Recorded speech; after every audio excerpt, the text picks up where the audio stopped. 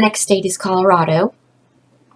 This was named as a result of the red silt that was carried in the rivers in the area, of course colored by the land itself, which was red. We remember Colorado because we pull the C out of the word cut, and we have to add an O there. We get rid of the knife tip because we don't need that for this state because we only use the knife handle. And of course, we also don't want to have the knife tip because that would result in a den of fur, and we do not slaughter animals. We love them, and the gray wolf here is our endangered species to help us remember that the capital of Colorado is Denver, and we do not want a den of fur, so we don't have the knife tip. The capital was named, funny story, a gentleman named William H. Larimer was trying to impress Governor James W. Denver and named this place Denver, thinking, oh, well, maybe he will show me some favor and we can name this area as the county seat. Unfortunately, Governor Denver retired before he was able to offer such favor, but the name stands. Denver, Colorado. Our next state is Utah. In the 1500s, Spanish explorers came across Native American tribe in the area.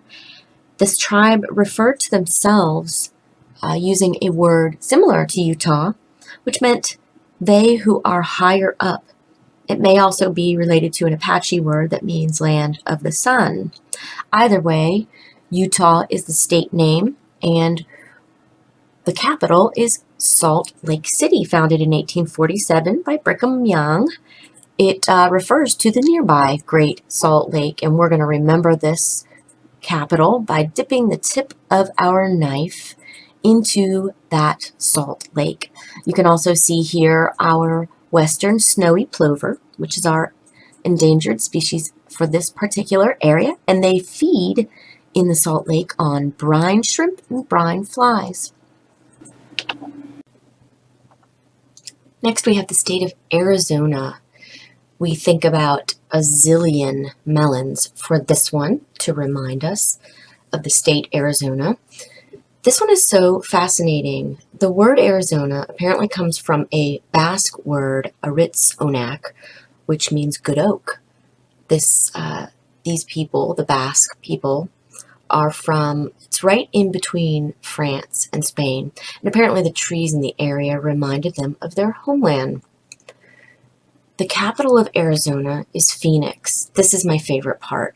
So apparently this area in 300 BC was occupied by an ancient people called the Hohokam, and they built this city with amazing engineering feats, with tunnels and an irrigation system. It was really quite amazing.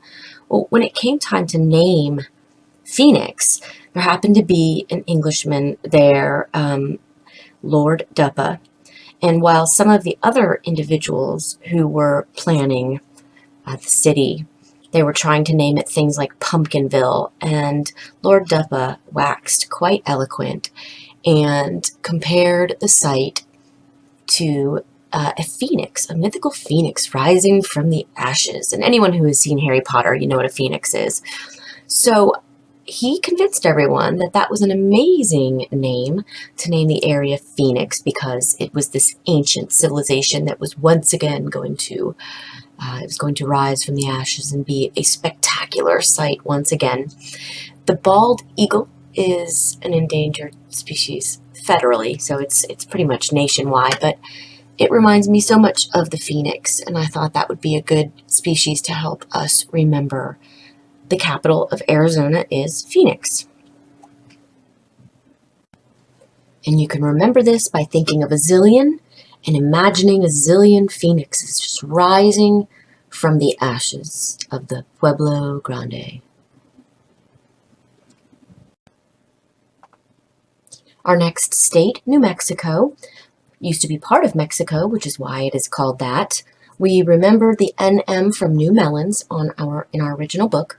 The capital is Santa Fe, and although the original name La Villa Real de la San Francisco de Asís, which means the royal city of the Holy Faith of St. Francis of Assisi, thank goodness they shortened it to Santa Fe. It actually refers to a place in Spain, which means Holy Faith, and Santa is kind of associated in an extended way to a holiday, which is religious in nature, so I'll run with that.